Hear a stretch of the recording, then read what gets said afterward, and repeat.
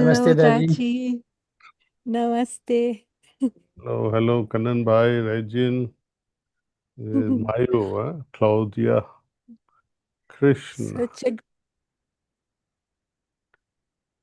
Such a great joy to have you here with us at the end of our seminar. Oh, it's ending today. Yes, it's ending. You are the last session. Oh my God. I wish I was there though. Yes, yes. I wonder We're when looking forward. We're looking forward for you coming here one me too. day. Good, good. So good to see so many of you there. So where is this Yes. seminar? Outside the city? Yes, it's around 120 kilometers outside from São Paulo. And now, more than 2 decades, we are having our annual gatherings here. And we are very fond of this place. And it's always a very special atmosphere here. And we wish you to show this place for you one day. Yes, I would love to. So, and during this seminar, we had a lot of interesting sessions. Besides the practice, our practice, we also were trying to figure out how to bring spirituality more into our daily life. There was a presentation about the environment, how spirituality can influence the environment, and also about heartfulness communication and brighter minds, and about prayer. And yeah, and in this sense, we also would like to ask if you have a message for us, something to add.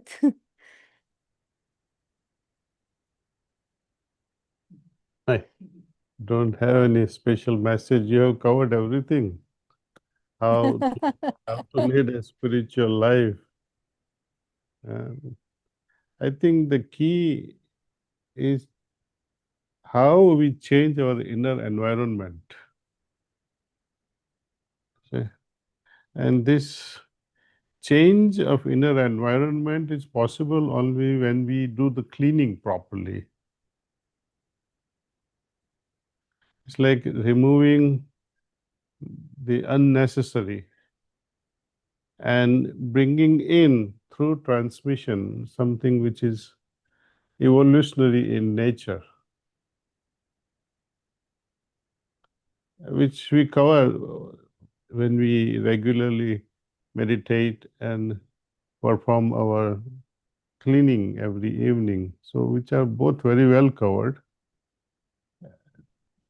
We can intensify both our meditation and cleaning by cultivating humility. With humility, when we offer prayer, our meditation, I think it changes and you feel deep resonance. And when we also perform our cleaning with humility, we are able to get rid of many impressions that have been troubling us for lives together. And this cultivation of humility is also accelerated through our prayer. So the entire process, I think it's a complementary.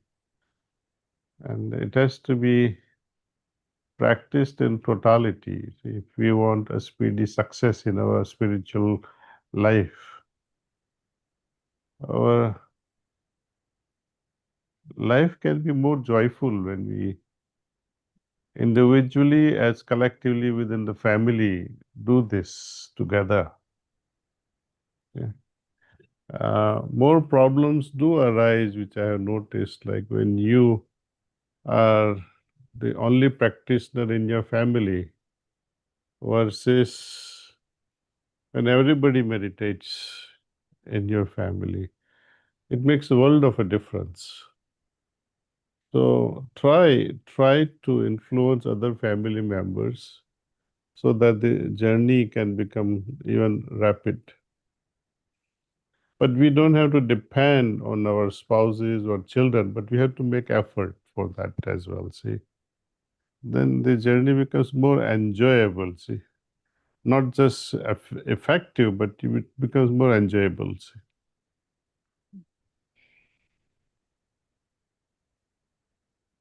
What more can I share? I don't know. This is enough, I think. We can meditate if you like. Or have you finished your meditation? Yes. There is Sister Elena. She would like to make a question. Is it possible? Yes. Daji, hello, Daji. Hello. Regarding cleaning, you were just mentioning cleaning. You quote Lalaji on the chapter of cleaning, where you says the human being will be cleaned to the extent of his discrimination, or to the discrimination of, yeah, you remember that. And this is something that I would like you to explain that a little bit. So does that mean that we have to be aware of things that we want cleaned to a certain extent? Yeah, okay. The cleanliness and ability to discriminate. To discriminate means to discern what is right and what is wrong. This rightness and wrongness is my judgment. But when a situation is there and you interpret that as something is wrong, but later on you realize nothing was wrong. So your initial interpretation through your own discrimination that it was wrong, you would have formed the impression. But later on, when you understand that there was nothing wrong with it, it was just right, then it gets the opportunity to dissolve away that impression. So when we have the right understanding or the ability to discriminate in the beginning itself without judging, then you will not form the impression.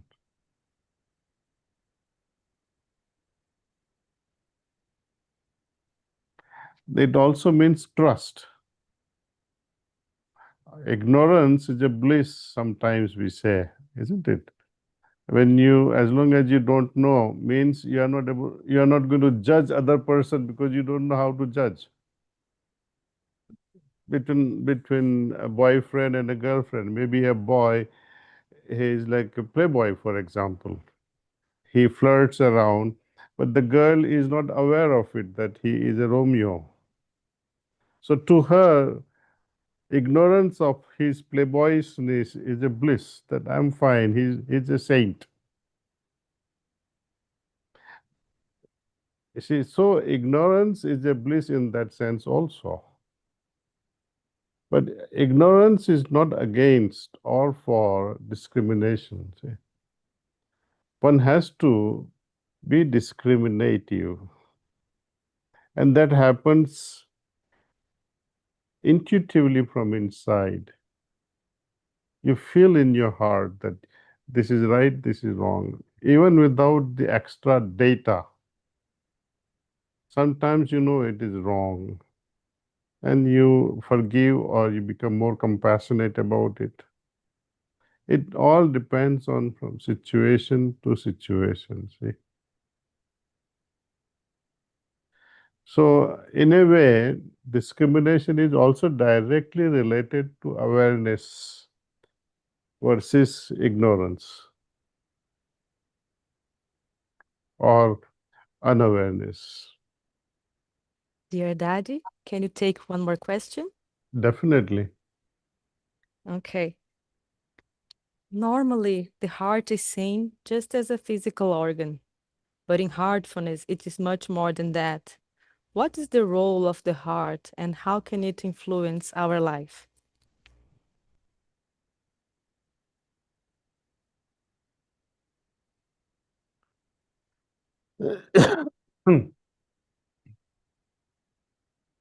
You know, in our tradition, heart is praised so much through various literature. Even in Catholic Christian tradition, heart plays a big role. You see, heart is all about love. We describe the qualities of a person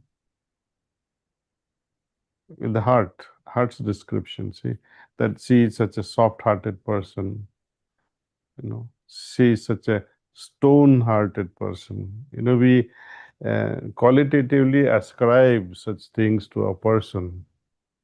And these qualities are always associated with the heart. In Sanskrit, hradaya, hra means the heart, and ayam means a dwelling place. So the meaning of this word heart in Sanskrit, hridaya, is a dwelling place. Heart is a dwelling place. It doesn't say whose dwelling place, but it is associated with God. That heart is the dwelling place of God. So heart to me is everything. When we meditate and we receive transmission, it is entering through our heart, and through the blood circulation, it reaches every part, every cell of our body, and it infuses with good qualities and removes the bad things that is in our system. You see, heart,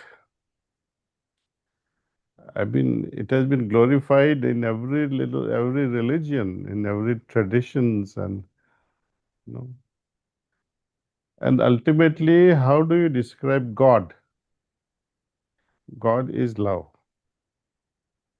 and love is associated with the heart. So these are all interconnected values system.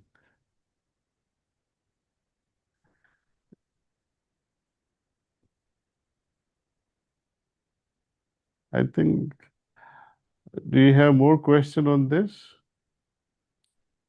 Not on this, Daddy, but we would have one more question for you. Um, when we meditate, how can we become more aware about the different states and conditions, and also towards the journey on the point? Mm. So if you could give us some clarification. Yeah, the very effort to know the journey, or the very thing that you want to understand what's happening during meditation, will spoil your meditation. So at that time, we should not worry about where am I feeling or how things are going. You just dive deep into meditation, and whatever has to happen, let it happen. After the meditation, you try to introspect and see what's happening.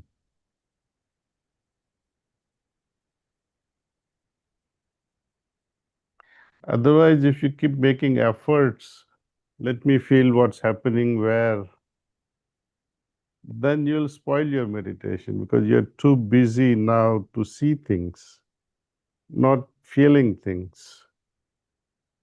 Before even feelings arise, you want to see. So it will not happen.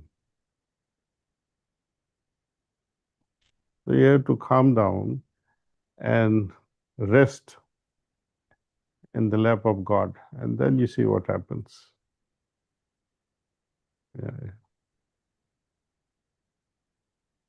Perfect, Taji. Humility is Thank the you. answer then.